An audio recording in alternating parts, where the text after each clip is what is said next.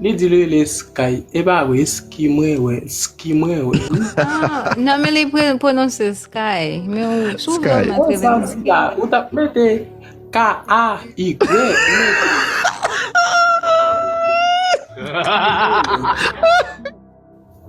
Hi.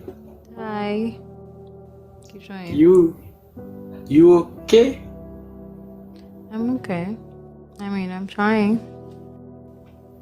Okay. C'est un bien. Qui n'a jamais été. Bon, moi, que t'as pas la besoin ici.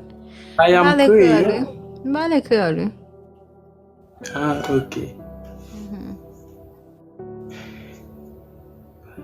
Pale api chot pou m'pale avant m'pa kon sa pou m'di ou non?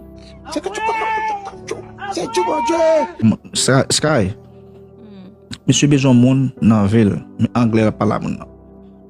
Oh, anglais veut parler avec moi là? Mais parce que moi on parle anglais, et ça fait me choisir pour me parler avant. Ah, parce que elle m'a parlé qu'il va pas pour dire. Okay, talk to me. Okay, you can talk. Ça me. Parle toi ou avec Sky. Okay, what's your name? I'm Mistral. Istral? Did you? Istral? Yes. No, my name is Sky. Li di le sky. E ba we ski mwen. Non, mais les prononcer sky. Mais souvent, on O sa di la. Ou tap mette K-A-Y.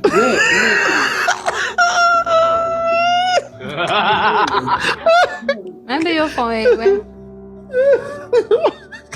Les c'est TikTok qui balé le cause ali, TikTok fait erreur, et balé. TikTok qui fait Ok.